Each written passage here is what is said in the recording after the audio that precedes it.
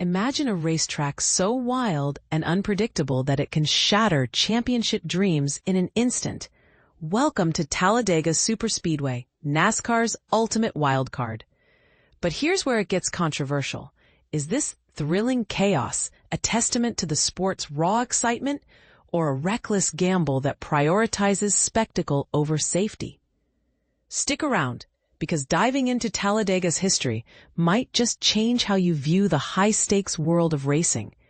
A wildcard, in its essence, is an unforeseen element that can change the game in unexpected ways. And for decades, NASCAR's events at the massive Talladega Superspeedway in central Alabama have epitomized this perfectly. Why? Because this 2.66-mile tri-oval track isn't just about speed. It's a beast that demands pack racing, where cars bunch up tightly, pushing limits and amplifying risks. Beginners, picture this.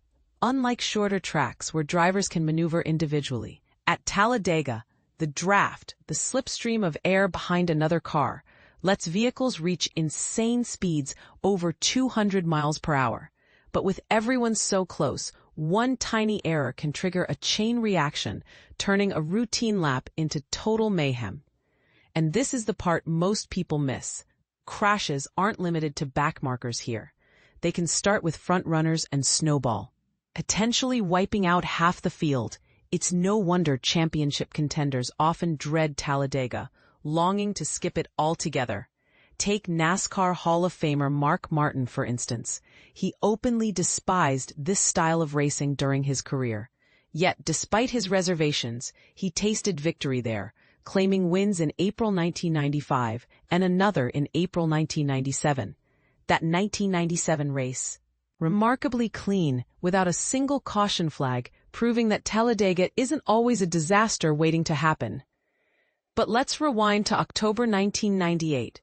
A pivotal moment that cemented the track's wildcard status. Martin entered that year's Talladega race on a hot streak.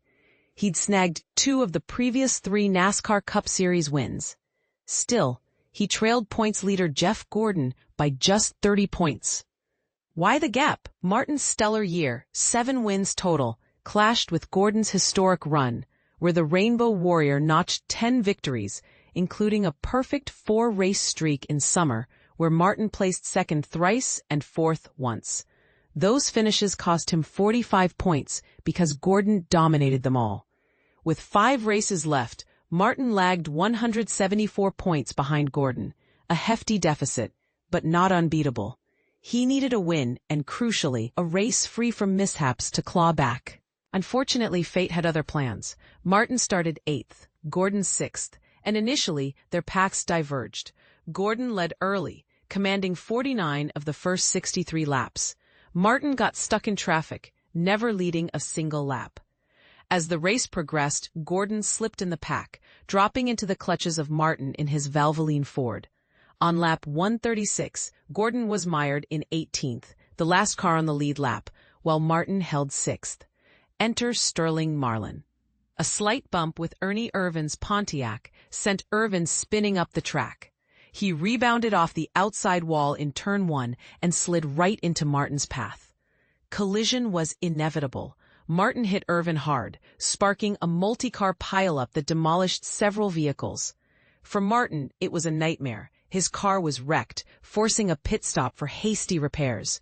He managed to finish 34th, the last running car. But for Gordon, it was a stroke of luck. Barely avoiding being lapped, he jumped back into contention, rallying to second place by the checkered flag. That result ballooned his lead to 288 points with 4 races remaining. The DuPont team capitalized, winning 3 of those finals to set a modern record of 13 wins in a season. Could Martin have claimed the title without that crash? Maybe not. Gordon was on fire. But Talladega's wild unpredictability amplified the drama, reinforcing its reputation as the sport's biggest wildcard. And here's where the debate heats up. Do tracks like Talladega add electric excitement to racing, making it unpredictable and exhilarating? Or do they dangerously prioritize thrills over driver safety? Is the risk worth the reward, or should NASCAR tweak rules to minimize chaos? What do you think? Does this chaos make NASCAR more fun, or is it time for safer innovations? Share your thoughts in the comments. I'm curious to hear if you side with the daredevils or the cautious fans. Wade's World, the story of Darrell Waltrip, the feared road warrior of Owensboro. While we're on the topic of Talladega legends, let's not forget Darrell Waltrip, the gritty road warrior from Owensboro, Kentucky. His aggressive style made him a force at superspeedways, winning 3 times at Daytona and adding flair to Talladega's lore. But here's a teaser. Was Waltrip's intimidation tactics a brilliant strategy or borderline unsportsmanlike? Dive deeper, and you might see parallels to today's drivers. Happy Hour. Is Denny Hamlin delivering a championship? LeVar Scott. Shifting gears to the present. Is Denny Hamlin poised for a title run this season? His consistency and strategic mind have fans buzzing. And with insights from LeVar Scott, a rising talent, it's worth wondering, can Hamlin break the mold like Gordon did? Or will Talladega-style twists derail modern champions? Stay tuned for more analysis. Frank Villot has immersed himself in NASCAR and motorsports for over 20 years, blending fervent fandom with impartial storytelling. His pieces resonate because he honors the sport's rich history while eagerly anticipating what's next. Catch his takes on Twitter at @FrankVillot.